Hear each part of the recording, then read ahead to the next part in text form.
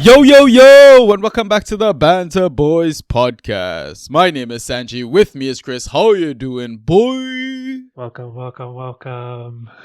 I've always said that with Ryan, and this is the first time I get to say it just solo. Feels surreal. It's a bit funny. I mean, for those that actually don't, people don't know you by your Oh, name, absolutely not. Chris. No, So I might have to refer to you as Subatomic Squash for the rest of the pod. that's fine. That's fine. That's how I figure most people know me at this point in this circle. So why Subatomic Squash, by the way? That it was just a random name generator for like a video game. I needed like an Xbox name when I was younger, and I couldn't be Yeah. bothered. And it gave me Subatomic Squash, and I just liked the alliteration, so I've just kept it for other stuff. Amazing. So why don't you tell the listeners a little bit about yourself? Obviously your name is Chris. You're part of our Discord. I guess the club you support, how long you've been playing fan tracks for, and a little bit about what you do IRL. Yeah. But it's, like I said, Chris, I'm originally from Santiago, Chile. So if you have like South American, like I was very excited when Ben Barrington joined the league last year because like I had seen him with the national team. He was crap for the national team and wasn't good for the team he played for. I even forgot the team he played for at that point. But Yeah. that's where I'm originally from. Now I live in the States. And in keeping with the tradition of guest hosts, at this point, I am also a Liverpool fan, so the streak continues. Yeah.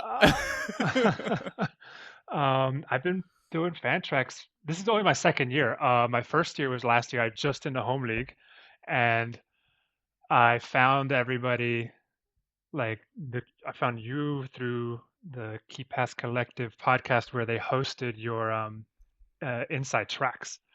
And Yeah. that's how like I got sucked into your podcast, and then like when the Discord kicked up, I was in there as well. So that was super fun. And my first home league draft, I didn't know what I was doing because I hadn't done fan tracks ever in my life before. My brothers had been doing it for a couple of years with their group, and they needed a person. So I like did the draft looking at a like draft list for OFPL. Yeah. And my team was absolute garbage for fan tracks. And after the first game week, I just realized I needed serious help, and then I started looking for resources, and then I got connected with the inner circle people, the Key Pass Collective Draft Society, and then the Banter Boys has been sort of my go-to resources since then. I'm happy to say I turned around and got second place my first year in my home league. Amazing. And then this year, I said I was just going to do 3 leagues, community leagues, and my home league, and suddenly I have 5 leagues. But I'm doing pretty good in all of them. All the 3 core leagues, the fun leagues, the Bash, and the other one, the Super. The Super. Yeah. I'm not doing. I'm middling, but that's fine. Those are like my for fun leagues. Yeah, I mean, that's the reason we kind of created it, right? Just to be totally different from all your other leagues. Just to have a bit of fun, play assets you wouldn't normally play. And also, have forfeits you wouldn't normally do. And I've got to say, you had one of the best forfeit videos in the Discord. Oh, man, I had fun with that one. Yeah, I decided to really, I was like, if I'm gonna do a forfeit, I'm gonna put a lot of effort into the first one. And I think I had like a background. I had like graphics popping up to the side. I enjoyed that one a lot. It was a lot of work. I think I did another forfeit, and I just did an audio one. But the first video one, I decided if I forfeit again, I'll put more effort into a video one. But I'm trying not to. That's the goal. Yeah, yeah, it was pretty amazing. We've got a couple of managers with some forfeits to come up. I think Fantrax Matt has already done one before, so maybe he is a bit hesitant to do another one. But we got Mr. Naru with his first ever one. I'm looking forward to that one. I got high hopes for that one too. Yeah, exactly. And just to, I guess, timestamp our recording, we're recording Tuesday evening BST time zone. So right now the Champions League quarterfinal playoff games are going on at the moment. I think Arsenal just scored Declan Rice, so they're up 1-0 against Real Madrid. Inter Milan leading 1-0 away against Bayern Munich at the Allianz Arena. But yeah, I guess we're back to regular scheduled footy from now until I guess end of season. I don't think there's any more breaks or anything like that. But yeah, we got a lot of carnage coming up with double game weeks, blank game weeks, playoffs on the horizon. So yeah, let's just jump straight into it. So I guess I'm just gonna get all the social biz out the way. So listeners, welcome back to the Banter Boys podcast. We are a default Fantrax pod. You found our free pod, and when I mean free pod, we've got extra content that you can find on our Patreon for the low price of $1 a month.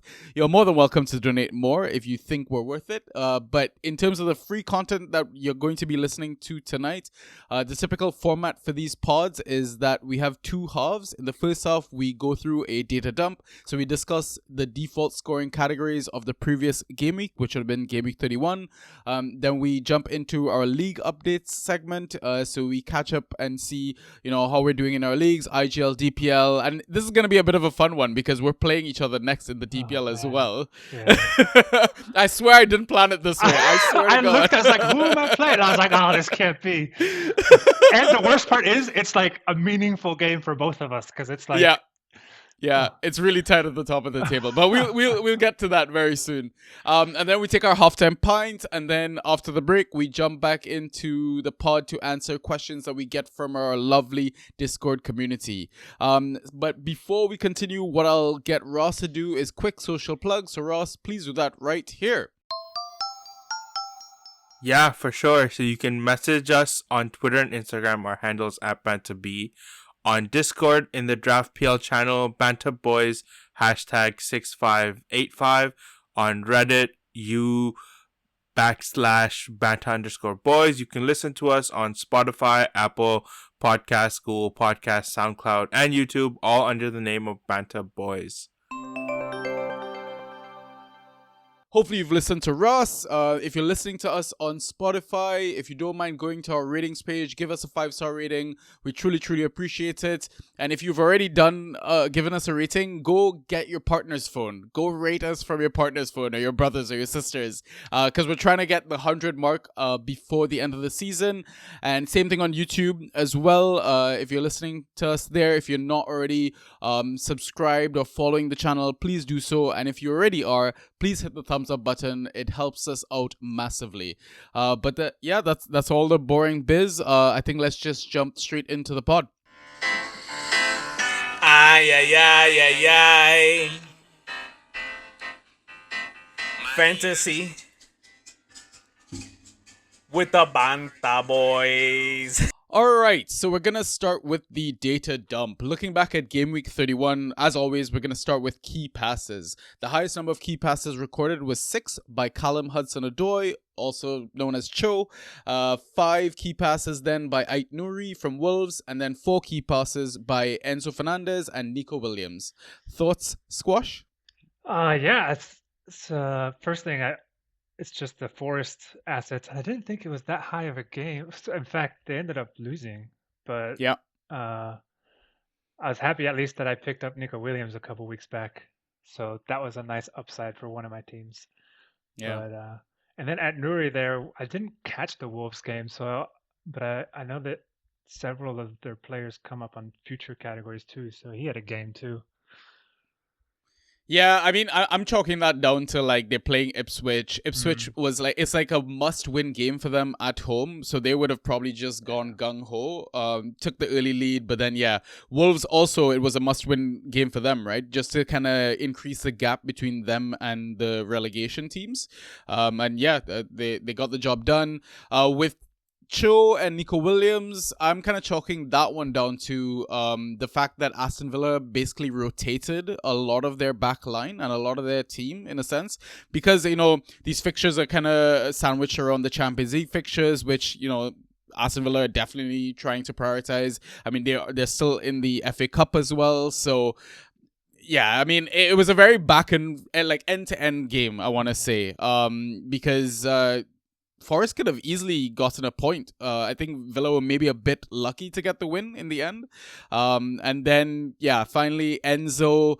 I mean, he's just kind of been a machine. Yeah, I was going to say steady on that. Yeah. Yeah, just churning out key passes regularly, right? I mean, I've got him in our DPL league as well. I thought I was quite lucky to get him, but yeah, he's been a massive factor in my success so far this season. But yeah, other than that, I don't think there's anything else to really pick from it per se. So let's move to shots and how many on target. So the highest number of shots recorded in Game Week 31 was 5 by 2 players. Mateus Fernandez had 2 of them on target, and Semenyo had 2 of them on target.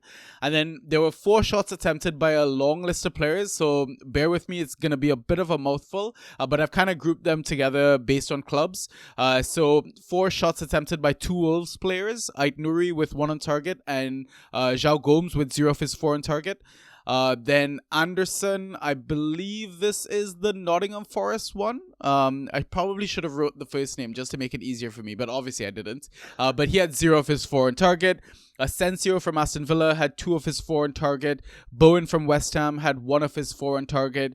Chelsea had 2 players on this list as well. Enzo Fernandez had 1 of his 4 shots on target. Pedro Neto, who came on as a sub for 30 minutes, had 2 of his 4 shots on target.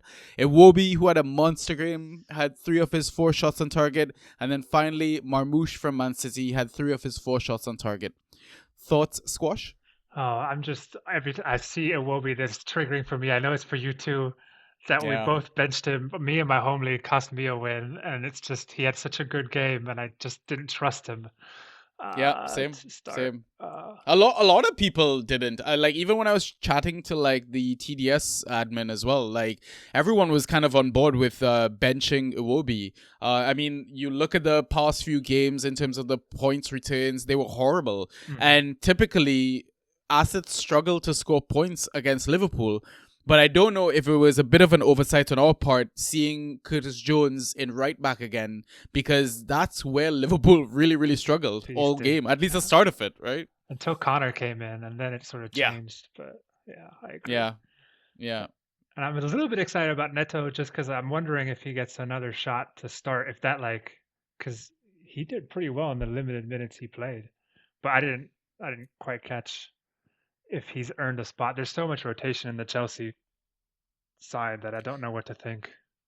Yeah, I mean, we've got European football on Thursday as well, right? So I think that's the reason why we saw a bit of a rotated Chelsea squad as well, like the likes of Keenan Dewsbury-Hall starting and Nkunku starting. I mean, I saw Nkunku starting as a Nico Jackson owner in one of my leagues. I grabbed him immediately, and obviously hindsight is a powerful thing, and absolutely terrible move because it basically costed me my win. I saw you guys chatting about, in the Super League because you get points for like starting, points for coming on as a sub. And at one point, both Nico Jackson and Nkunku scored the same points, right? But yeah, that vanished very quickly.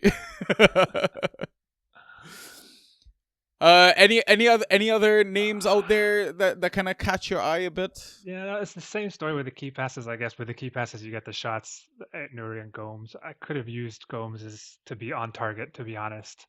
Yeah. But it's kind of mirroring a lot. Semenyo, I think Semenyo has been on this shots list almost every week, I feel. Yeah, basically. He's rarely on target, but he knows how to shoot. He unleashes them, so. Yeah. Mateus, I think is up there because like we say it all the time, like play your assets against Spurs. Like for some reason, Spurs just enable all fantasy assets to do well. They even let Leicester just unlock. So if they can make Leicester win, like you really should consider playing against Spurs. Exactly. Asensio's been a revelation for Aston Villa.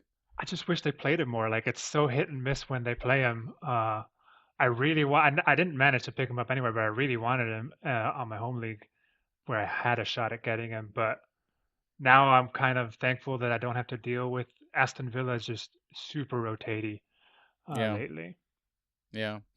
And good to see Marmoush as always on this list. Where do you kind of rate him? I know this is a very early chat for next season, but like what sort of points in the draft do you think you'd be aiming for him? I feel probably because round 3 feels right to me. Maybe round 2, definitely not round 1. Yeah, round 3 feels nice. I think it also depends on what happens to the City squad in the off season because there's going to be a big retooling. I think he's Yeah. great. I think he's definitely got a lot of upside, but that midfield with De Bruyne announcing his retirement and then like Yeah. the other pieces are just aging out, so they're gonna have to do some overhaul this summer. So knowing that they'll Yeah. just spend a bunch of cash and have an amazing team. Uh, but I think I would be like early round 3, late round 2 is where I would like start looking at Yeah. him. Especially he's a forward in Fantrack, so Yeah. they Yeah. they get kind of sparse after that. Yeah. Yeah. That's true. All right, let's move on to the next category. Accra crosses into the box. Again, this was a massively long list. I didn't really want to list it out just like the shots were. But there were two couple standouts here for me. Solly March getting minutes and making the list, 2 Accra crosses into the box. And Sarabia as well coming on to save the game for Wolves against Ipswich. And yeah, he got his 2 Accra crosses in 24 minutes. Anything to say here? No, I'm a closet Super Sarabia fan. Like I had him last year, I loved it, and this year, like anytime I see him start, I need him. And then finally, I feel like he doesn't get a run out, which is super frustrating. But it was good to see him. Like I don't know if this like helps him get a start anytime soon, but he absolutely balled out in the 25 minutes he had. Yeah, I was tempted to kind of grab him on waivers, but then I was just like, maybe this is just an off the bench thing because Yeah. Cunha's coming back. Where is he actually going to start, you know? Exactly. I don't think he fits in, and I don't think the manager like has an interest in playing because I think his contract is up. So like I don't see they'd rather invest in other players who are sticking around. Yeah, good point. All right, and finally, the extra categories, the outliers for them. So tackles, 1, there was a high of 7 by Casemiro. Dispossessions, there was a high of 6 by Tyler Dibbling. Interceptions, a bit of a long list here as well. Connor Cody, Nathan Collins, Gusto and James from Chelsea, Lerma from Crystal Palace, and Didi from Leicester. Osula, Newcastle forward, who came on as a sub for 17 minutes, made this list. Jedi as well, Anthony Robinson. Murillo from Nottingham Forest. Euro also made this list of interceptions. I think it was like 8 to 10 players or something like that. Clearances, there was a high of 15 by Joachim Anderson. Successful dribbles, there was a high of 4 by Eze, Idrissa Gueye, Keenlis Potter, and Suleimana from Southampton. Aerials, there was a high of 9 by Marino from Arsenal. And block shots, there was a long list as well. Agbadu, Bednarek, Collins, Vardiol, Jack Harrison, Norgard, Matt O'Reilly, the Discord fan favorite. Dara Shea is there. Pedro Porro, Tarkowski, Townsend. I believe that's the Ipswich one, the fullback that takes corners. And then finally Sepp van den Berg, who came in for Pinnock, who was benched this game week. Any thoughts there, Squash? I know that was a lot of information for our listeners to kind of take it in one go. For me, it was just mostly I see the names that I wish I hadn't made bad decisions on. Like Harrison had a great game and I dropped him. Right, like Same. I had had enough of him, and I was like, and then Tarks is like he hasn't been producing the last couple weeks, and I'm assuming it's just matchup. They've had hard matchups, but that's why I dropped Harrison as well. Yeah, the matchups for Everton has just been poor. But even on a game where you'd think like, oh, Tarks is gonna get his points, like other than the 2 block shots, and he didn't do much. No. But and I can't believe. I guess I was watching the United game, but it was so boring, and I didn't realize Casemiro got 7 tackles. I must have I can't believe there were that many tackles in a game where nothing happened. Yeah, ended up on like 12 to 13 points. It was ridiculous. Like even his form, another player that's kind of been like his minutes have been unpredictable, his points have been unpredictable. It's weird. Like Ryan suggested him to me as like a possible stream, and I was just like, no, what if he subbed off in like the 50th minute or something like that? I'm going to kill myself, right? Because like Maguire, for example, got subbed off in the 57th minute. Like I honestly pour one out for owners. Like that's so unlucky in a 0-0 draw. Oh, that was brutal. Yeah, no, I thought the same. Usually I'm good for a Casemiro stream, but I was like, no, he's lost it. And then he found the fountain of semi-usefulness again. Yeah. Just a quick update on the Champions League game as well. It's 3-0 to Arsenal. Absolutely ridiculous. But you never rule out Real Madrid, man. You never rule them out because they still got to go back to the Bernabeu. But yeah, I think that's it for data dump. Again, it's just usual suspects. So we'll move on to our next segment, which is the league updates. All right, Squash, since you are our guest, I'll let you go first. Why don't you tell us about IGL and then DPL? Okay, so it was. I wish we would have talked last week. It would have been all wins. This week it's all else.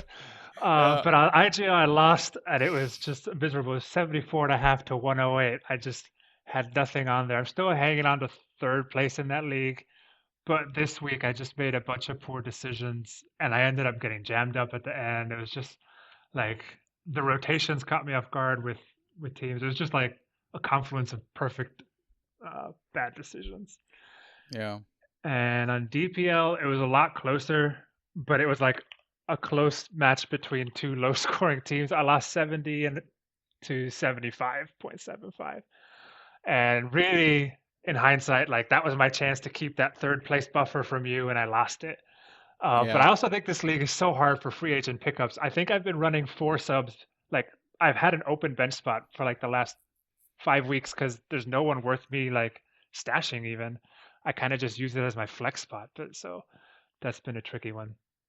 Yeah, I mean, having a flex spot is always good, but I mean, you're in a tough league as well, right? I mean, I'm ridiculous when it comes to placing my waivers. Like, sometimes I'll place like 20, 30, 40 waiver picks for a few positions, and Gavin is the same way as well, right? And even Gavin is like languishing at the bottom of the league, which is very rare to see.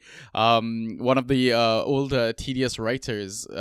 But yeah, it's a very, very tough league. You've got Genie in there, you've got Joe in there as well. A lot of familiar faces. But yeah, it's absolutely brutal league, man. What were your standouts from this game week? On IGL, you know it's a bad week when my standouts are like 2 defenders, but it was Huijsen once again bailing me out and Spence, and the rest was miserable. Yeah. That squad it's rough the points outputs was just not there today. That day. Yeah. So those are my standouts in IGL. And DPL, Nico Williams we talked about, and then I picked up Bergvall. Like while he didn't like blow it out of the water, like I thought he did good. And if he had gotten that goal that was offside, I would have won. So it was close. Yeah. And then Semenyo was the standout for me. Again, my team isn't bad on paper, I feel, but this week both teams just had terrible days. Yeah, it's just sometimes one of those weeks where it just doesn't fall your way, right? Yeah. Because like I met up with Chickens last night to watch the Newcastle Leicester game, and he was actually talking to me about Bergvall as a asset. Like you look at his points, and he's been a decent scorer, like possibly like a solid mid-4 to just kind of keep in your roster, especially if one of your studs is missing out. Yeah, it's great to see a young player ply his trade in the league. What about regrets from IGL and DPL? Okay, on IGL, I think we kind of touched on it. I dropped Harrison before the week, and then seeing him haul. Granted, like I was never gonna start him against Arsenal. Yeah, I was gonna leave him on the bench, so that's why I figured I should drop him. yeah, I had Saka, and I was very excited. He's finally gonna get a start, and then he didn't start, and that kind of then sort of triggered like a whole rotation in the squad that I was always behind because I don't have a lot of midfield depth in this squad. I picked up Alex Scott thinking that'd be great, and I think I picked him up in like every single league that I cared about. And he got negative points, or at least or 0 essentially. What did he? Yeah, he ended up getting. He got negative 0.5. Yeah, he got negative points everywhere. It was just an absolute awful pickup. And then I was thinking Grealish would keep his spot, and then he didn't start. So, and then at the end, after all the reshuffling, I also was like trying to be super smart. It's like, oh, I'll try to start Callum Wilson. Maybe Isak doesn't start. It's Leicester, and I'll keep Livra on the bench. But I did all this shuffling on Saturday, and I didn't realize I had played 5 defenders by the time Saturday had finished. And then on Sunday, I was like, oh, Callum's not starting. Let me pop in Livra. And then Fans was like, no, you can't. You've already played your defenders for the week. And then I had to. So then I picked up Ndidi and said, like, that's the best I can do. And I got jammed up in the same exact way. And I mean, we'll get to that from my updates. But yeah, I think I did the same exact plan of like Callum Wilson. Like, I saw the Eddie Howe quotes, and you never know with Eddie Howe. Like, he's either telling the truth or he's lying most of the time, which is what we're kind of used to. So that's why I was like, okay, maybe Callum Wilson does something. And it's Leicester. It's like the perfect opportunity for you to give your other guys some game time, increase their market value, keep the squad happy. But no, it was an unchanged team from Newcastle. And yeah, I think lesson learned is just don't wait until the last minute. Yeah, I agree. And then really, with the season regret in IGL is spending $75 on Somerville the first Oh. week. And since then, I've been on zero fab forever, and that's really put me in a hole in terms of FA pickups. I'm never spending that much money on a player again. Yeah, I got sucked in by the hype. I dropped a similar amount on James Ward-Prowse. So again, another similar sort of move, man. Yeah, it's lesson learned, and listen, sometimes it pays off. You look like a genius. But yeah, this one didn't fall your way. I mean, Somerville's had a lot of injuries, had to kind of work under two different coaches as well. It's not been easy for him as a footballer, but yeah, I think. Okay, well then, next season, what's the max you think you're gonna drop on a player? Because what happens if a new shiny toy comes from like La Liga or something like that? You're gonna forget all your self advice. I think I can't spend more than 50% of whatever I have. Yeah. Because I think that puts me still, because I can nickel and dime my way through the season, but nothing has been worse than being since like week 4. Having to put 0 bids and seeing people get something for $1. And I was like, I would easily put $2 on that guy. If I had the cash. So I think like spending 75%, at that point I had already spent like 20 on someone else. So like really that 75 fab bid was like 90% of my budget at the time. So I think if I had to go like, I'm going to max out all in, it would be 50% of whatever I have there. So I have something to paper through at least for like till game week 25 or something. But I had never been, since this is my second Fantrax year in my home league, we have fab, but I've never spent it all. And here, this is my first time where I spent so much, and then I really missed out on having $1 or $2 a week. Yeah. That's a great point. It even like this point of the season as well, I would kill for like $10 in my Fab bank account. Yeah. What about DPL? What were your regrets there? DPL, like just not thinking about rotation at Arsenal like that. I guess in hindsight, like it makes sense that why would they're prioritizing Champions League. That's what they have going for them. Yeah. And then I picked up Sessegnon as during the waivers. I saw that, yeah. And I immediately dropped him because I was like, oh, they're playing Liverpool, and I dropped him. And then when he scored, I was like, why didn't I keep him? It's the Liverpool bias on that one, because I think in my home league I have Iwobi, and I thought the same thing. Maybe I'll pick up Sessegnon, and I don't know. I'm sorry, I have Traore. Yeah. Just didn't. I wish I had kept him, because now I'm gonna be competing for him at the waiver wire probably. Yeah. And then like Grealish non-start sort of got me flustered, and I just picked up Kovacic thinking, okay, he'll get me something. Oh no. He got me more than Joao Gomes, Gapco, and Sarr combined. So I had a rough week. Like one. A lot of no more than 3 points in a lot of people. So it was just, but I think I could have done better than Kovacic, but at that point, I was struggling. Yeah, Kovacic is one of those assets that is just on my permanent, like, do not even gamble with list. Like, there are games where he will absolutely pop off, get like 20 plus points, but more often than not, he's getting like less than 6 points or something like that. And yeah, it's not good enough. Yeah, I feel it for you, man. Because you can hear like the moves of like someone that is now playing Fantrax for the first few seasons. And listen, when you the lessons that you learn in this game as well, you learn it quick and you never forget them. You never forget them. But no, I still think like the intention was right. Just the outcome was a bit brutal. But yeah, it sometimes again it's a lot to do with luck as well.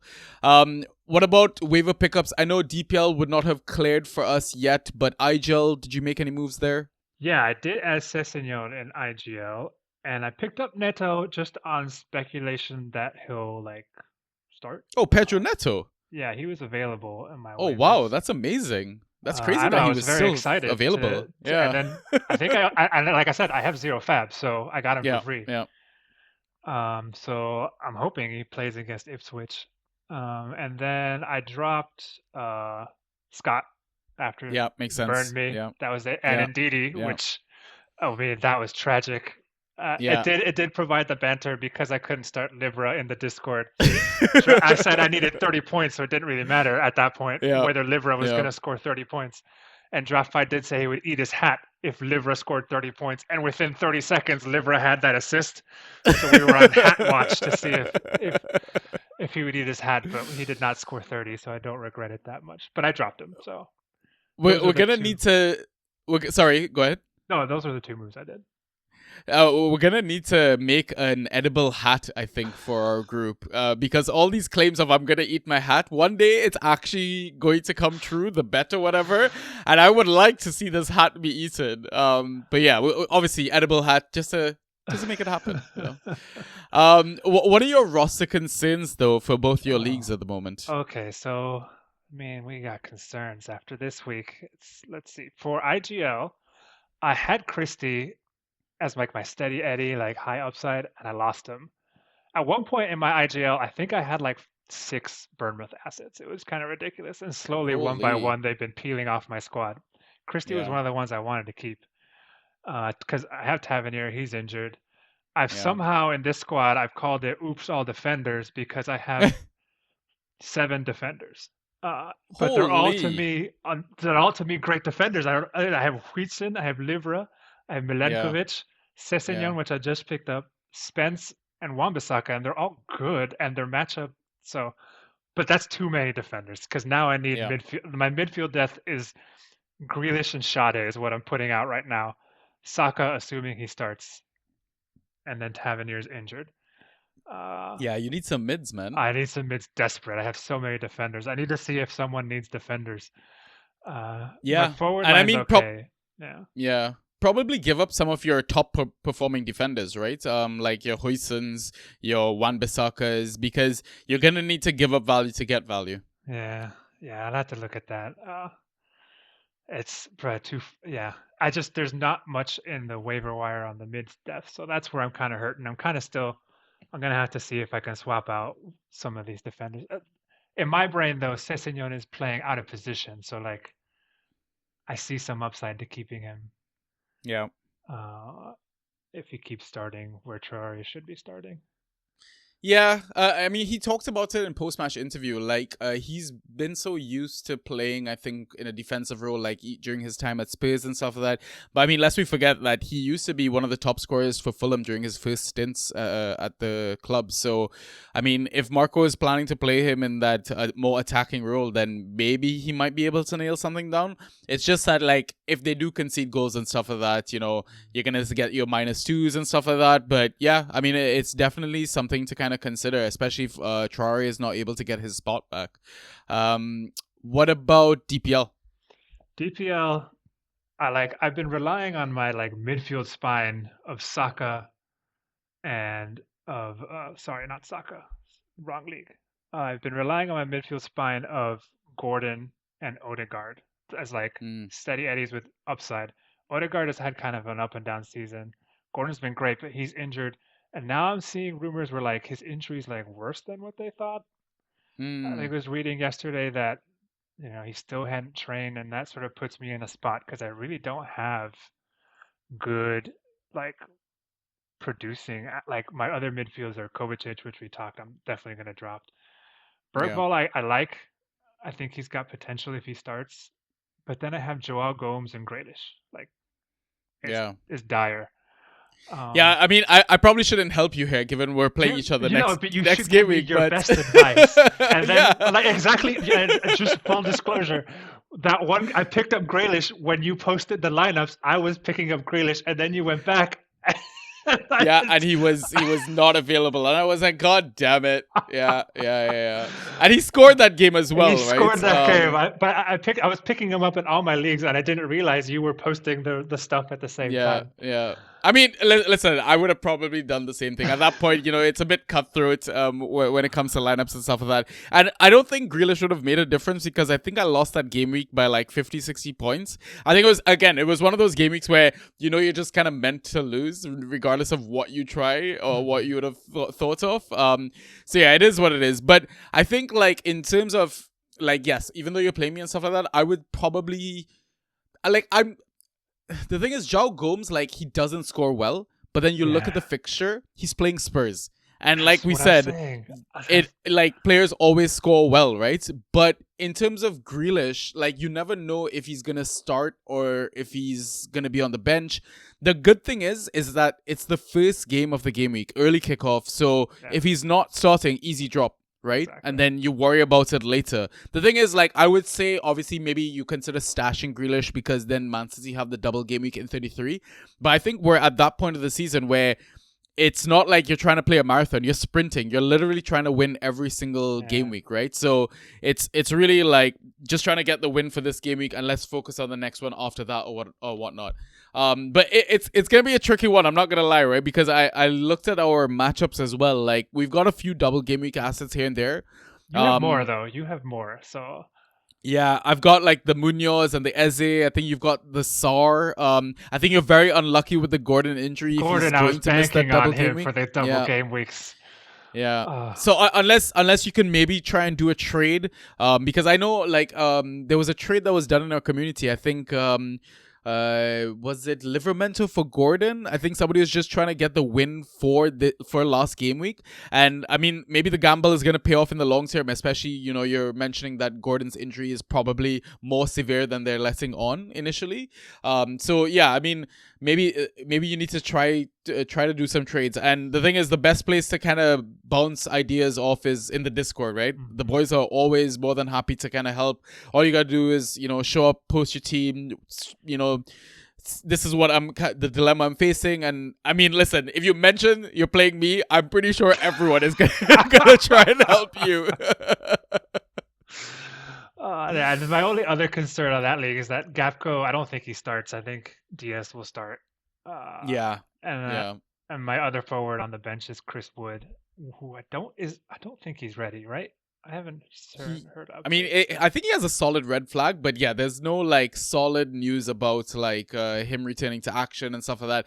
Honestly, it's timing, because I looked at your team and I'm like, God damn, this is a really good team. And yeah, it's just that time of the season. It's crunch time. I'm just gonna have to make either some trades where I'm losing, but it gets me some reliability. That's right now, like, it's just not quite there, or just drop people who don't start. Yeah. Might have to make some risky calls. Yeah, it'll be close. The DPL one, it's like the waiver pool's thin, so it's gonna be like hard decisions. But hopefully, matchup wise, I can find something that works out. Yeah. Okay, let's do my league updates. So I'll start with IGL. My third loss in a row. It was painful, absolutely painful. I felt like I shot myself in the foot, given I benched Iwobi there as well. Ended up losing by like 2 to 3 points or something like that. Because I kept I punted on the Callum Wilson thing. Like, I left him in my lineup thinking that, maybe he'll get a start. But then I think I left it way too late, in the sense that my only other option was a Leicester player. And so I went with the best of the worst, which was Ndidi, and he scored the same thing. Yeah, same exact move. Honestly, it's hilarious. The exact move. Yeah, it's really funny. But yeah, it was sickening, man. It felt like death by 1,000 cuts this game week. Just trying to get a win, because I get one win, I win the league, but still, it's not sealed. And both second and third who are 12 points behind me. Both of them are tied. They both won. So I've got this weird deja vu feeling of me bottling a title a few seasons ago, like it's going to happen again. But trying to stay positive. And you know what? At this point, I think I'm just going to do what everyone says is start your studs, or maybe just get the Discord to pick my team for me and like let my community help me just get a win, man. That's all I want. But the stand-up performers, Vicario, Toti, Bowen, Sulemana. Vicario's been absolute lights out since he's kind of returned to action. Toti's been ghosting fantastic. The Wolves centre back. Bowen, as always, he's always part of the attacking returns anytime West Ham get goals. And Sulemana, the play was they're playing Spurs. What could go wrong, sort of thing, right? And he absolutely popped off. The regrets, same thing as you as well. I dropped Harrison. But I mean, you take away the assist and the penalty drawn points, it's like a mediocre score, ghost-wise, right? I dropped Keane Lewis Potter that game week as well after he got me 2 points the previous game week, and then he goes and gets 13 points against my own club. I talked about like the whole benching, the Silson, all that sort of stuff. Punting and Nkunku as well, especially with a heavily rotated Chelsea team. Like I told other people, like we're gonna be shit, but then I went and just picked up an asset from my team, thinking like, oh, who am I, sort of thing. But I made waiver picks there already because they got processed today. So I dropped Callum Wilson and Nkunku a bit hesitantly because Chelsea are playing Ipswich next, and if we're gonna rotate in Europe, what if Nkunku starts against Ipswich? And have I done a massive blunder? But you know what? I'm not going to overthink it too much. I'm just going to pick up KLP. I picked up Connor Bradley as well for Zero Fab. I was quite happy with that. I like that. Yeah. I think he for sure gets his spot back. Yeah.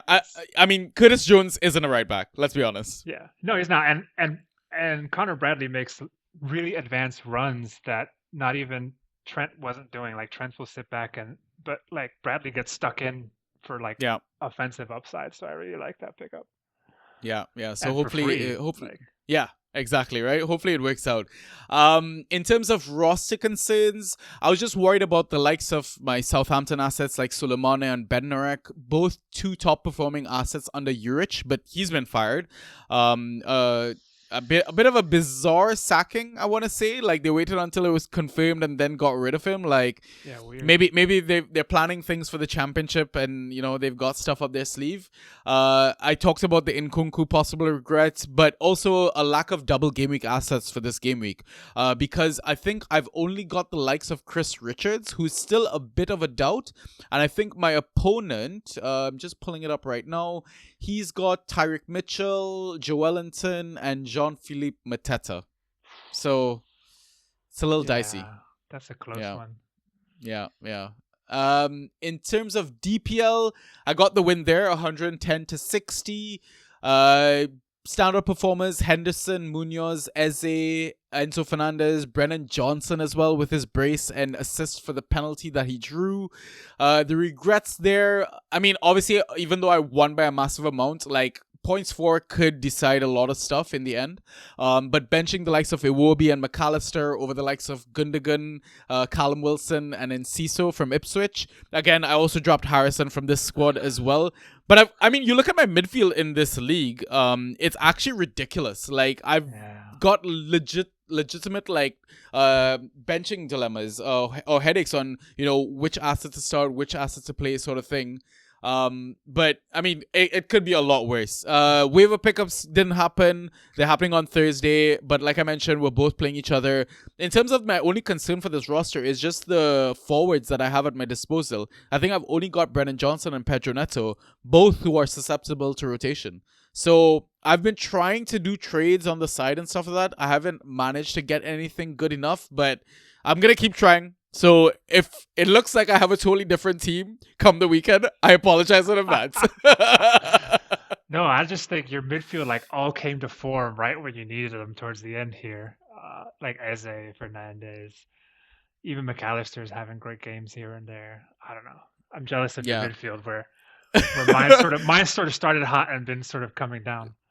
Yeah, it was the complete opposite for me because my midfield was absolutely diabolical, and I just managed to, I think, pick up these cheeky couple of fab bids and free agent pickups, and yeah, it's like you said. I think I just got the timing right, and again, that comes down to a lot of luck. Because a lot of the assets that we hype up and we praise all the time can easily shit the bed, and I think like the game week before this, what was the score? I lost really, really badly. If I go back to like game week 30, I lost 57 to 102. So there's always swings and roundabouts in fantasy football. Absolutely. And I just realized I was looking at the standings. There's Yeah. a three-way tie for second in this league. Yeah. Of course, I'm last in the three-way tie. My points for are the lowest. That's where points for is really sort of stacking up here. Yeah, it's gonna be a really dicey finish because even you looked at like 6th, 7th, 8th, 49, 48, 48. Like our points are like 54. There's 3 people on 54. There's a guy on 51. But yeah, like I mentioned, from 6th to 8th, like 49, 48, 48. It's still fairly close. Like anyone can get second, third place. Like. So yeah, you never. I mean, first place lost this game week as well. You never know. Crazier things have happened, right? Mm-hmm. So yeah, we'll see how it goes. But yeah, that's it for the league update. So now what we'll do is take our halftime pint, and we will be back after the break with some questions. So we'll see you in a bit.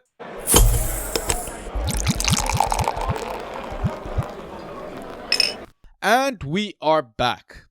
So as you've realized, for halftime pint, I don't actually have pints. Well, always. do you have like a go-to beer? Actually, I mean, now that you mentioned you're from Chile, which I didn't know at all, which I think is really fucking cool. Are there any like Chilean alcoholic beverages that you would ever recommend someone to try? I mean, the classic over there, and if you talk to a Peruvian, it's very contentious. But Chilean, like pisco is our like national liquor. Yeah. The Peruvian version is not as good. Trust me. The Chilean one is the one you want. That one is very like, it's super strong. So like when people drink pisco, it's usually a pisco sour, which is like a lemon sort of drink. And it's like a cocktail and it's really smooth and it's sweet and you don't realize it, but like you get instant drunk. So whenever we have people over family gatherings with non-Chilean people and they just start sort of chugging them down, we're like, oh no, they're gonna have a terrible time. And like the next day they look miserable. So pisco sour is like a great like classy adult drink, and then like the kids party drink, which is just the whiskey and coke, but it's called piscola, which is pisco and coke. And Yeah. I enjoy that just because like it's simple and it's like I'm not a super beer guy, but I enjoy like my pisco sour and my piscola. Those Very cool. Yeah. What about like Chilean dishes? What would be like the top dish, I think, for someone to try? For me, I really love sort of like I'm always a big fan of the empanadas, which is kind of like a hand pie with a meat filling in it. The meat filling is super great. And then I also like in the summer, one of the like traditional dishes. It's called pastel de choclo, which is like it translates to like corn cake, but it's kind of like a shepherd's pie, but instead of a potato top, it's like a corn, like like a corn, like mashed cornmeal? Yeah, sort of. Yeah. It's like corn that's been sort of made into sort of a mashed form that's on top of like the meat filling and veggies and stuff. It's pretty good. Okay, very good. Now my mouth is watering. Oh my god. All right, we've got some questions though, so let's get to those. All right, so I'm gonna start with our first question. And I think we've got 2 from Sweetness Bossman. So I'll take the first one. You can take the second one. So his first one is: who are a few young players that you think are most likely to improve significantly in Fantrax next year or the year after? Oh man, not super like. I don't do Dynasty, so I'm not super into sort of what I think. Me from the teams I watch, because I watch Liverpool every week, super into that. I think and it's kind of contingent on. I think Harvey Elliott has a big ceiling, but I think he's got to leave Liverpool to like unlock himself. Yeah. Unfortunately, because I love the kid, but I think he Yeah. can like really get stuck in key passes, shots. Like I think he's got the full like toolkit, but I just don't think slot rates him enough to. And I don't know where you'd fit him over the current like you're not going to bench Mo and you're not going to bench McAllister or Yeah. Yeah. the other guys. So I think if he were to move, I think he would like really bump up and be someone I'd really look for having in my squad and fan tracks wise. I don't know Yeah. if you have any like young talents. I know you're in a Dino league, so you might know more than me. Yeah, I mean, the first one that comes to mind, and I guess the only reason he played was due to the injury of Saka, but Ethan Nwaneri Mhm. was a big blowout star this season. Amad Diallo as well. A lot of hype trains and hives about the Manchester United talent. The likes of Dean Huijsen, he's only 19 years old as well, plays for Bournemouth. He could, improve. I mean, who knows if he's even going to stay in the league. He might get a bid from like Real Madrid or Barcelona, something like that. The likes of Tyler Dibling from Southampton. He's kind of looked tidy IRL. Lucas Bergvall, a player that you roster, also only 19 years old, has done fairly okay. Lenny Yoro, Manchester United centre back.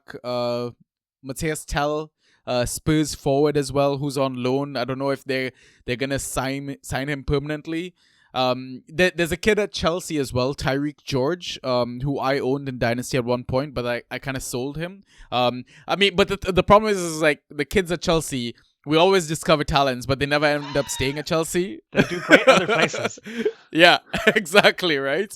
Other than that, like, I mean, everyone else is kind of like 19 years old, 20, like maybe Savio, but I mean, can he even get better than he already Yeah, I was is gonna right say now? so a lot of these have like a really high ceiling currently.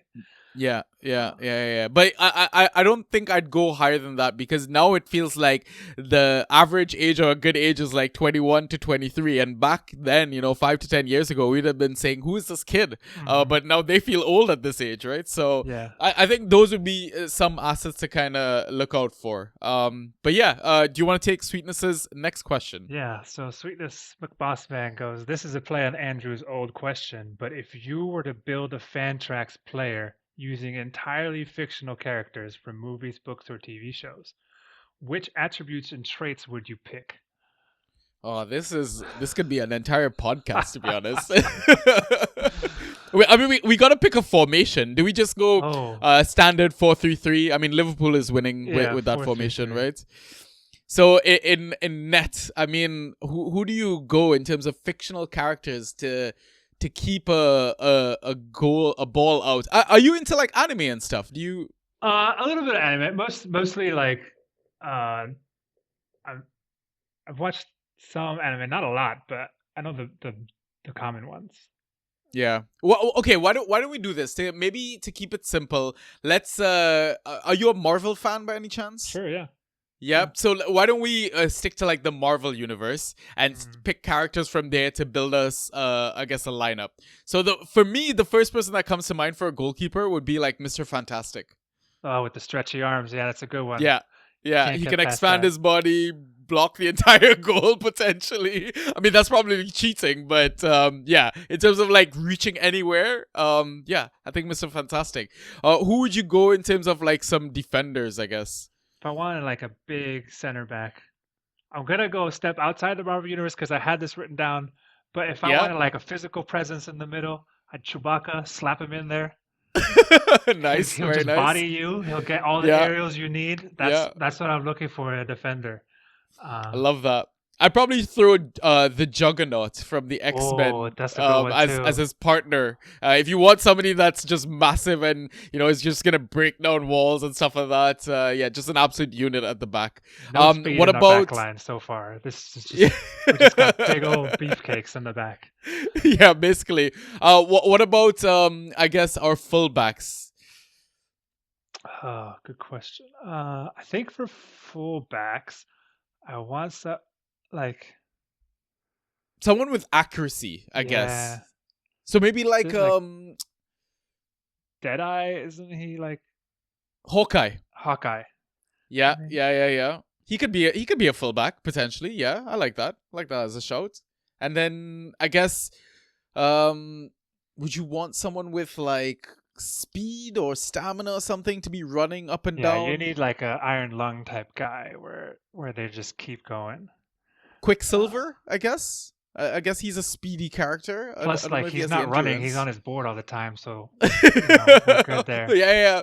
Oh, Silver Surfer. Silver Yeah, Surfer yeah, is the yeah, guy yeah. I'm thinking about. Yeah. Could do that as well. In midfield, I guess you need some true generals, some creativity. I guess I don't know. I'm thinking like you want your six. You put Captain America in there. He's the leader of all the Nice. stuff. Like he'll make sure Yeah, everyone's in order. I You like that. know, Yeah. I'm not saying he's not the creative guy, but he's the guy who's making sure everything's being done right. Yeah. Uh, Yeah. and then you sort of need like a wild card. Oh, I've got one that is an absolute pun of a pick, but Vision. Get it? Oh, that's the when you slap in the powers, you got the pun. That's there. And then let's throw Widow as well in the midfield. I like think it. I like it. she's pretty nimble, pretty agile. And then let's go with our front three. Our people to get the job done, to score the goals. We gotta have Iron Man up there, surely. Yeah, definitely. I think for like tricky wingers, I want some agility, maybe like a Spider-Man. Plus, he's got Yeah, like the Spidey sense. Like, man, if I yeah. could play soccer with Spider sense, Oh, that would be amazing. that's what I'm Yeah. talking about. Yeah. And then I guess our final spot, I'd probably just go Thor or something like that, like a god. Surely you win a game with a god in your team. And if you need it, you just throw a lightning bolt right there. Yeah, exactly. Awesome. I would love to hear other people's responses to this question in the Discord. If you're listening to this, you're part of the Discord, please drop your fictional 11, and yeah, we'd love to discuss it. Honestly, this would have been a great chat during the international break that felt like the longest one of life, right? Absolutely. And if you're not a part of the Discord, they got to hit you up to get in the Discord because Yeah, that's where everything's yeah. happening. Yeah, exactly. And it's free to join. Why wouldn't you join? And there's like a 10% chance someone will have to eat their hat at this rate. Yeah, exactly. All right, we'll move on to our final question then. And this is directed to you, Chris. So at Subatomic Squash, which Fantrax asset of yesteryear do you have a soft spot for? Good question. DraftPi didn't realize that I've only been playing Fantrax for 2 years, so this being my second one. So the history is rather recent. But for me, right now, I have like a soft spot for a core group of like mostly midfielders that I've been able to draft year on year because my home league doesn't rate them as much as I do. So it was like Tavernier, Iwobi, and McNeil on the mid side. I've been able to like draft them, and I really enjoy them because like they have upside, but like they're pretty Yeah. steady. I can depend on them to like. I try to always shoot. And my home league has slightly different scoring because they give more points for silly things, but I try to shoot for if they can get me 10 points a game, I'm like golden. Like that's great. Yeah. And they always seem to provide. And then like I've been able to draft Tarkovsky 2 years running. I mean, Yeah. I know he's Everton, but like he gets points. he does it, Yeah. If I don't have like a no Everton rule, but I actually really more have like a no City. Like I hate City. Rostering City assets like hurts me, and I'd rather just trade them away if I get them.